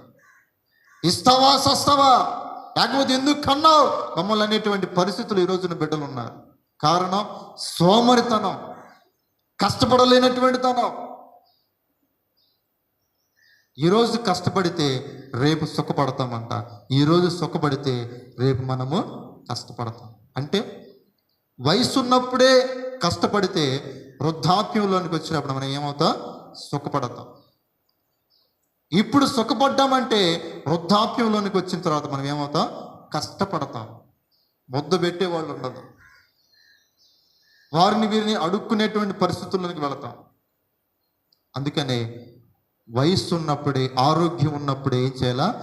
కష్టపడాలి, సంపాదించుకోవాలి, దాచుకోవాలి. కరువు సమయాల్లో మాత్రం మనము భుజించాలి. అందుకని చీమల యొద్దకు వెళ్ళి నేర్చుకోమంటూ ఉన్నాడు. చీమల యొద్దకు వెళ్ళి నేర్చుకోండి. దానికి పై విచారణకర్త ఎవడు లేడు, వాడికి న్యాయాధిపతి ఎవరు లేరు వాటికి. అయినా కూడా అవి చాలా జాగ్రత్తగా క్రమంగా నడుచుకుంటూ ఉన్నాయి. నీకు ఇంత జ్ఞానం ఉంది, చదువు ఉంది, ఎంతో పరిజ్ఞానం ఉంది, ఎంతో టెక్నాలజీ కలిగిన ఆ రోజుల్లో మనం జీవిస్తూ ఉన్నాం. ఇంకా నువ్వు సోమరుగా ఉన్నావంటే నీ నాశనానికి నువ్వే దారి తీసుకుంటూ ఉన్నావు. తాను తవ్విన కుంటలో వాడే పడతాడంట. ఈ రోజున నువ్వు సుఖానికి అలవాటు పడి, ఇదిగో నిద్రమత్తుకు అలవాటు పడి నీ యొక్క శరీరాన్ని సుఖపరుచుకుంటూ ఇదిగో సోమరితనంగా ఉన్నావంటే అది దరిద్రతలోనికి నిన్ను నడిపిస్తుంది. అందుకనే సులువుగా చిక్కులు పెట్టే పాపములలో ఆరోది ఏమిటంట? సోమరితనము. ఈ సోమరితనము నిన్ను దేవుని యొక్క రాజ్యంలోనికి నిన్ను చేర్చనివ్వదు, దేవుని యొక్క రాజ్యంలోనికి నిన్ను వెళ్ళనివ్వదు, దేవుని మార్గంలో నిన్ను తీసుకెళ్ళి వెళ్ళనివ్వదు. దేవుని మార్గంలో నిన్ను వెళ్ళనీయకుండా, ఆయన వైపు చూడకుండా నిన్ను ఈ సోమరితనం నిన్ను నిలిపివేస్తుంది.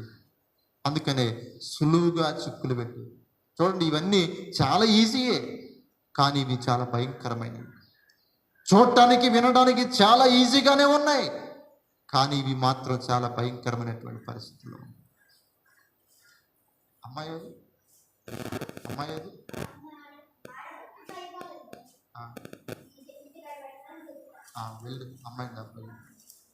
దేవునికి స్తోత్రం కలుగును గాక. ఇది 6వ విషయం. ప్రియ దేవుని బిడ్డలారా, సులువుగా చిక్కులు పెట్టే పాపములలో ఇది 6వ పాపమై ఉన్నది. అయితే చివరిగా 7వది ఏమిటో మనం చూద్దాం. ప్రియ దేవుని బిడ్డలారా, 7వ విషయాన్ని మనం చూద్దాం. కీర్తనలు 39వ కీర్తన, కీర్తనల గ్రంథం 39వ కీర్తన 6వ వచనాన్ని మనం చదువుదాం.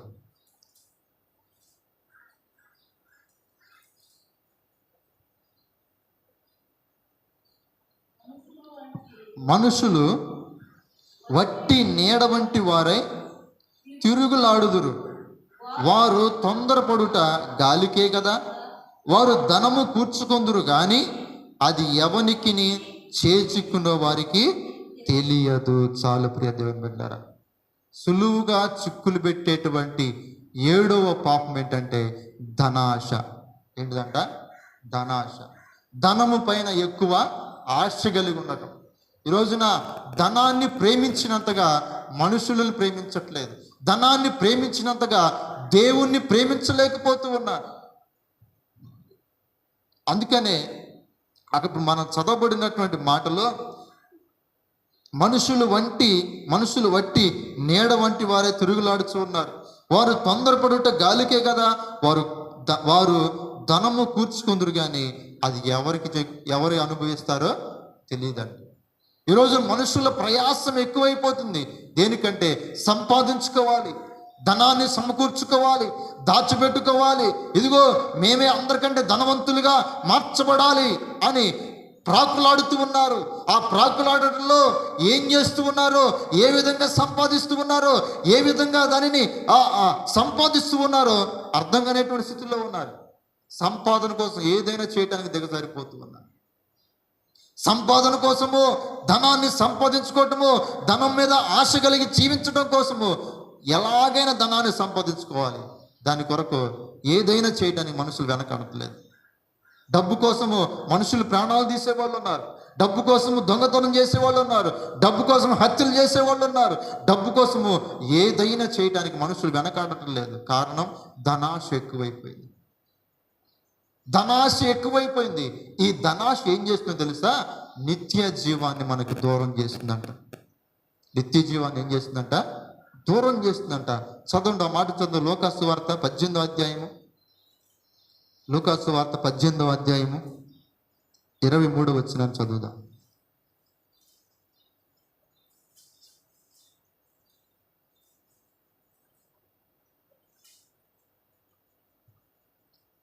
అధ్యాయం 23వ వచనం. అతడు మిక్కిలి ధనవంతుడు కనుక ఈ మాటలు విని మిక్కిలి వ్యసన పడగా యేసు అతని చూచి, ఆస్తి గలవారు దేవుని రాజ్యములో ప్రవేశించుట ఎంతో దుర్లభము. చాలు. చదవబడినటువంటి సందర్భంలో మనకు బాగా తెలుసు. ఒక ఆస్తి కలిగినటువంటి వ్యక్తి వచ్చి, అయ్యా నిత్య జీవం పొందడానికి నేనేం చేయాలి అని అడుగుతాడు. ప్రభు అంటాడు కదా, ఇదిగో ఈ ఆజ్ఞలను పాటించు అని చెప్తాడు. ఇదిగో నరహత్య చేయొద్దు, దొంగతనం చేయొద్దు, వ్యభిచారం చేయొద్దు, నీ తల్లిని తండ్రిని సన్మానించమని చెప్పి యేసు ప్రభుల వారు ఆజ్ఞలు చెబుతాడు.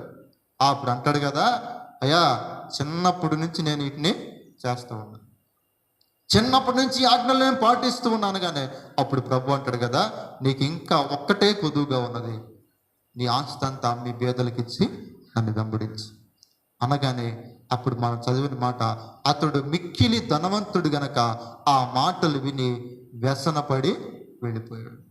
చూడండి, వ్యసన పడ్డాడంట. అంటే నా ఆస్తిని ఇవ్వమంటావు నువ్వు? ఆఫ్టర్ ఆల్ పరలోకం కోసం, ఆఫ్టర్ ఆల్ నిత్యరాజ్యం కోసం, ఆఫ్టర్ ఆల్ నిన్ను వెంబడించడం కోసం నేను సంపాదించుకున్న ధనాన్ని ఎవరికో ఇవ్వమంటావా అని దాని అర్థం. అక్కడ నేనెంతో కష్టపడి, ఎన్నో తిప్పలు పడి, ఎక్కడెక్కడో చేతులు పెట్టి, ఎన్నో వడ్డీలు తిప్పి, ఎన్నో తెచ్చి సంపాదించుకుంది ఎవడొక పేదవాడికి ఇటానిక అని వ్యసనపడి వెళ్ళిపోయాడంట. వాడు వెళ్ళిపోవటం ద్వారా వాడికి కలిగిన నష్టం ఏంటో తెలుసా? వాడి ధనమైతే వాడితోనే ఉంది, కానీ నిత్య రాజ్యం వాడితో లేదు, యేసయ్య వారితో లేదు. ఈరోజు నువ్వు డబ్బును చూసుకొని ధనం మీద ఆశ కలిగి దేవుణ్ణి విడిచిపెడుతున్నావేమో, ఇది పాపమై ఉన్నది. ధనాశ మిక్కిలి పాపమై ఉన్నది. దానిని విడిచిపెట్టాలంటే ప్రియ దేవుని బిడ్డలారా, దాన్ని విడిచిపెడితే ఎట్లాగా మరి బ్రతకటం ఎలాగయ్యా అని అంటే, డబ్బు మనకు అవసరమే కానీ డబ్బు మనకు జీవితము కాదు. అందుకని ఫస్ట్ మనం చదివాం కదా, తన ధనము ఎవడు చేజిక్కించుకుంటాడు? ఈరోజు నువ్వు ప్రాకులాడి సంపాదించినంత నువ్వు చచ్చిపోతే ఎవడు అనుభవిస్తాడు? దాన్ని ఎవడు చేజిక్కించుకుంటాడు? ఎవడు దాన్ని ఖర్చు పెట్టుకుంటాడు? వాటి కోసమా నీ ప్రయాసము, వాటి కోసమా నీ ప్రాకులాట. అందుకనే ప్రభు అంటాడు కదా, భూలోకంలో నువ్వు ధనాన్ని సమకూర్చుకోకు, ఇక్కడ చెమట్లు పడతాయి, ఇక్కడ పురుగులు తినివేస్తాయి. పరలోకంలో నీ కొరకు ధనాన్ని సంపాదించుకుంటున్నాడు. పరలోకంలో నివాసించడానికి నువ్వు ధనాన్ని సంపాదించుకో. ఇక్కడ నువ్వు సంపాదించుకున్నా అది వేస్ట్ రా బాబు. ఒక రోజున నువ్వు విడిచిపెట్టి వెళ్ళాలి. ఒక రోజున ధనాన్ని నువ్వు విడిచిపెట్టి వెళ్ళాలి. కనుక ఇక్కడ నువ్వు దాన్ని సంపాదించుకోకు, పరలోకంలో నీకంటూ ఒక ధనాన్ని సంపాదించుకుంటున్నా. అందుకని ప్రియ దేవుని బిడ్డలారా, మత్తయి సువార్త 6వ అధ్యాయంలో ఒక మాట రాయబడి ఉంటుంది. అక్కడ 24వ వచనం చదువుదాం.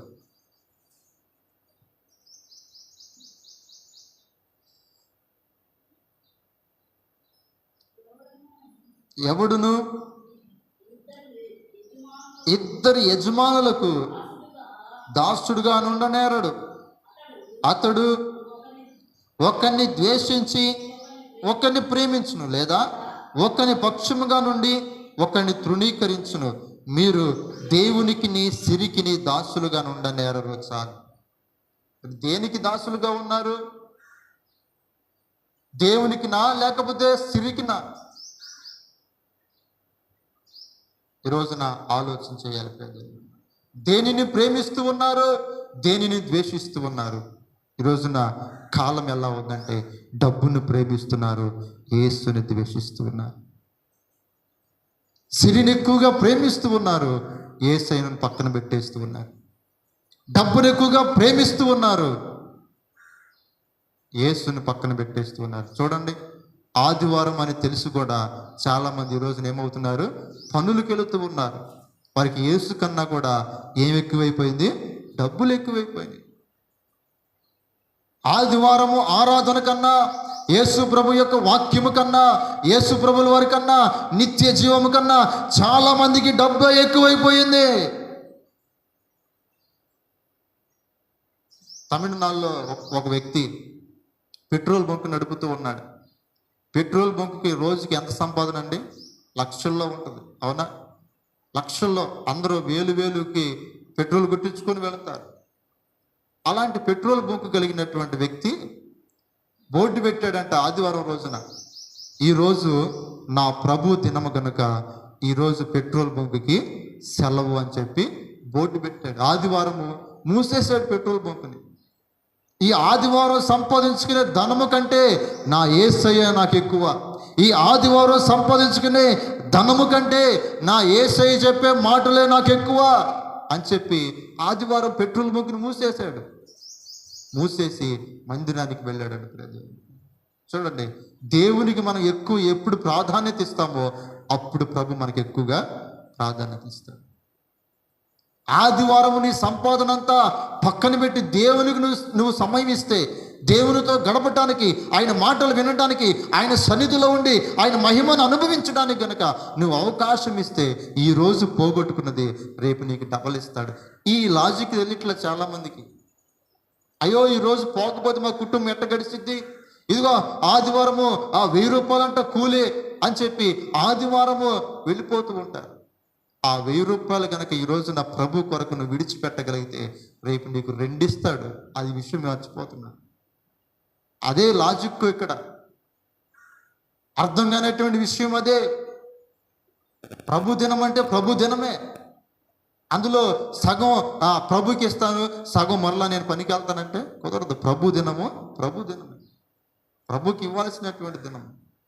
కనుక ప్రియ దేవుని బిడ్డలారా, ధనాన్ని, దేవుణ్ణి ఏది నువ్వు ఎక్కువగా ప్రేమిస్తూ ఉన్నావో ఆలోచించు. సులువుగా చిక్కులు పెట్టే పాపములు ఇవి. సులువుగా చిక్కులు పెట్టే పాపం. కాబట్టి ప్రియ దేవుని బిడ్డలారా, ఈరోజు వాక్యం మాట్లాడుతుంది కదా, సులువుగా చిక్కులు పెట్టే పాపములను విడిచిపెట్టి యేసు వైపు చూచుచు మనం ఏం చేయాలా? ఆయన కూర్చున్నటువంటి సింహాసనం వైపు మన అడుగులు వేయాలి. అందుకే ఒకవేళ ఈ సులువుగా చిక్కులు పెట్టే పాపములే మనకు అడ్డుగా ఉంటే ఈరోజు ప్రభు మనకు సహాయం చేయబోతున్నాడు. రోమిలికి రాసిన పత్రిక అక్కడ ఒక మాట రాయబడుతుంది, మనం బలహీనులం కనుక ఆత్మ మనకు సహాయం చేస్తున్నాడని మాట రాయబడుతుంది. 8వ అధ్యాయం చూడండి. అది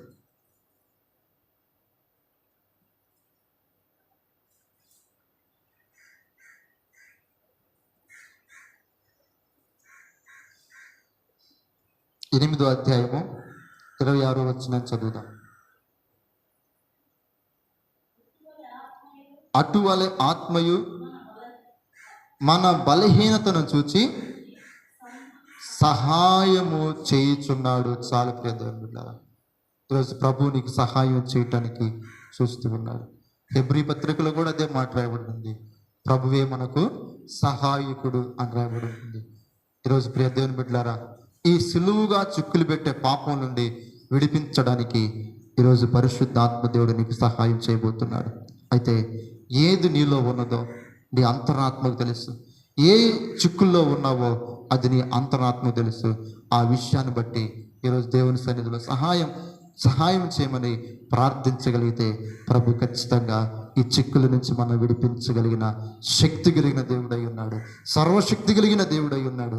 కనుక నా ప్రియ దేవుని బిడ్డలారా, విన్నటువంటి మాటలను బట్టి ప్రార్థన చేద్దాం. దేవుడు మన వినికిడిలో ఈ మాటలన్నిటిని ఫలింపచేయను గాక. ప్రార్థన చేద్దాం.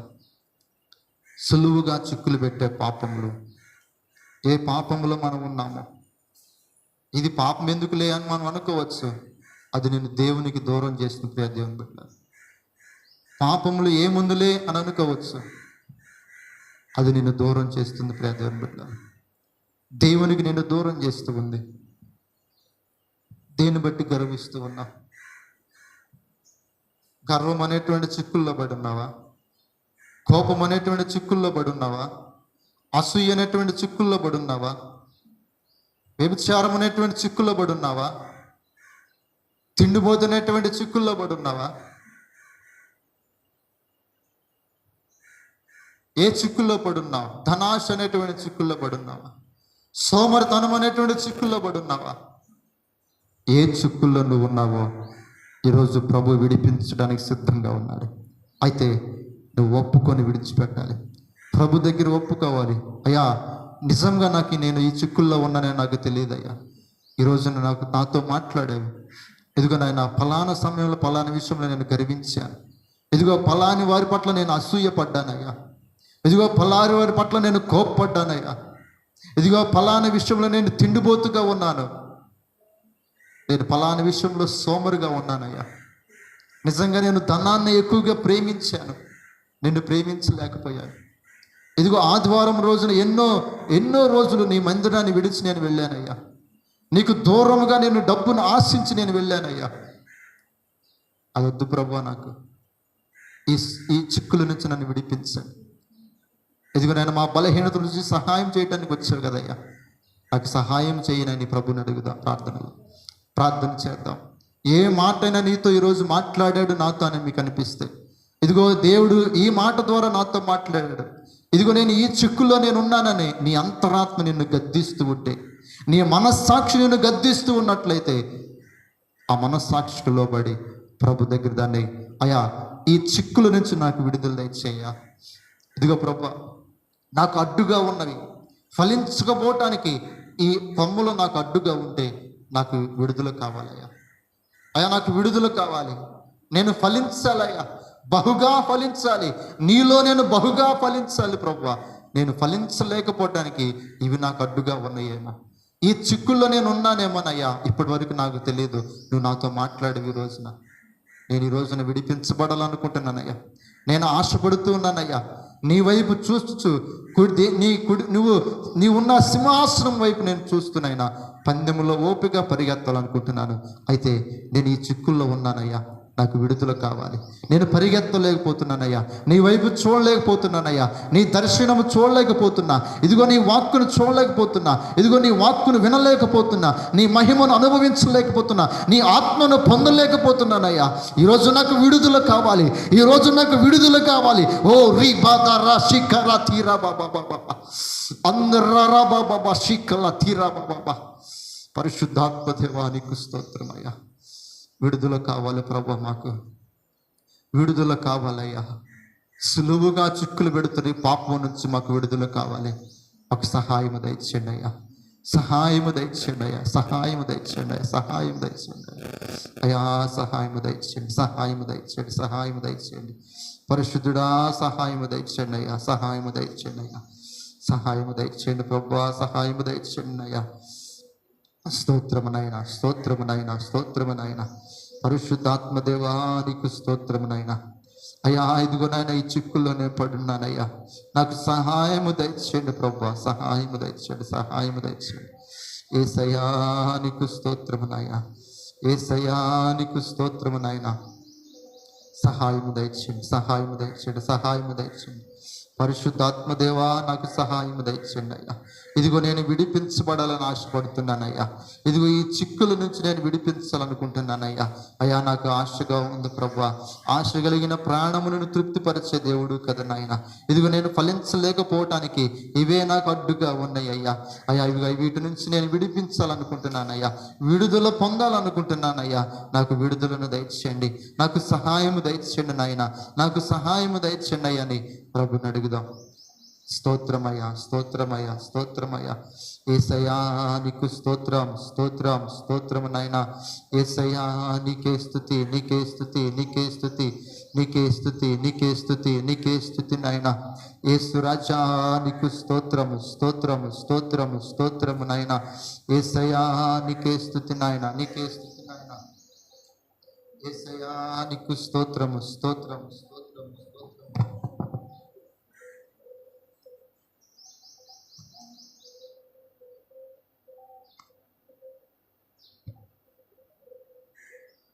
యేసయ్యా నీతో జీవించగానే నా బ్రతుకు బ్రతుకుగా మారేనులే. యేసయ్యా నీతో జీవించగానే నా బ్రతుకు బ్రతుకుగా మారేనులే.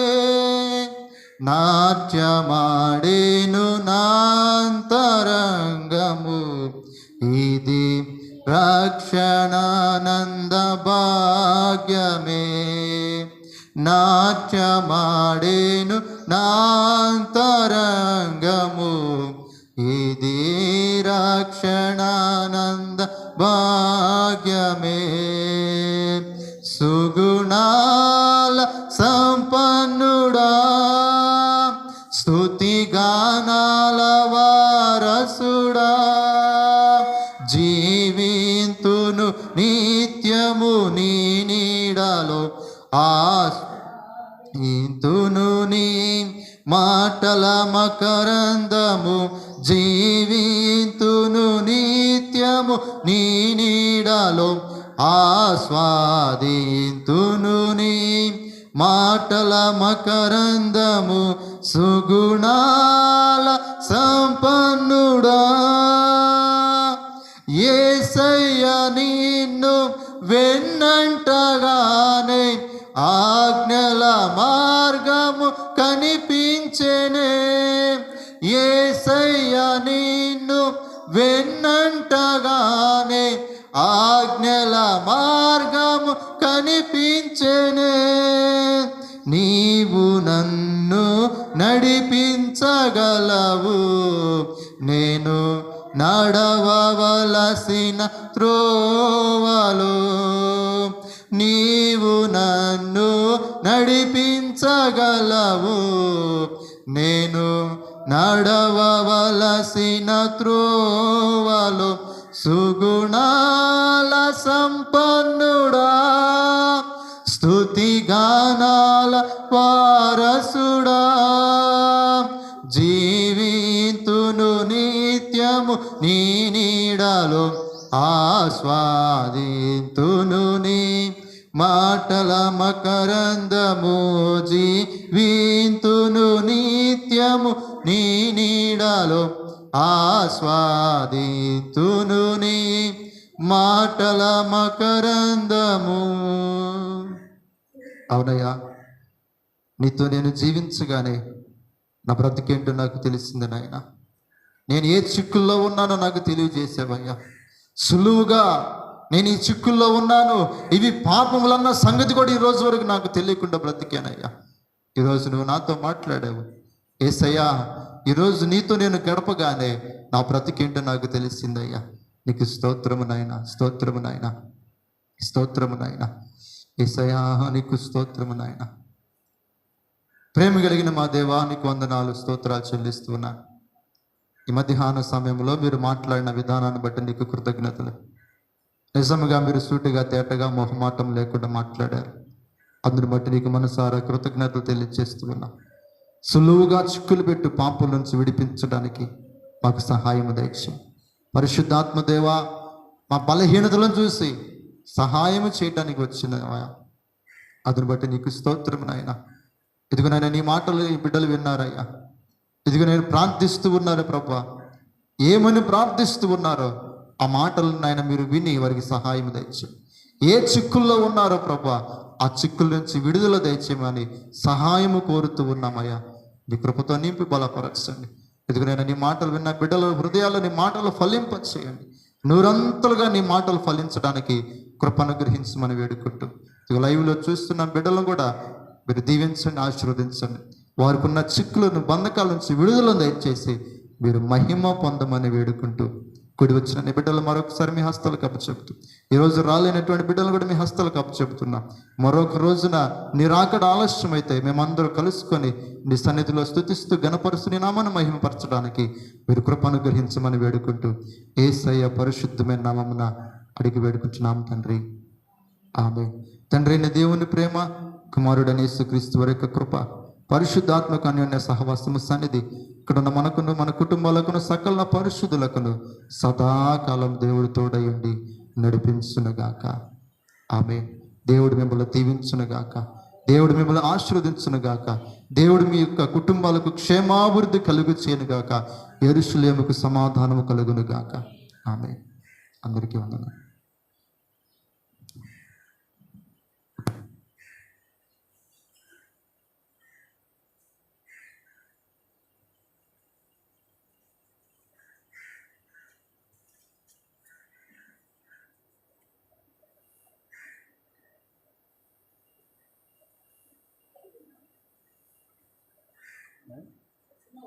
వచ్చింది, గంటన్నర వచ్చింది.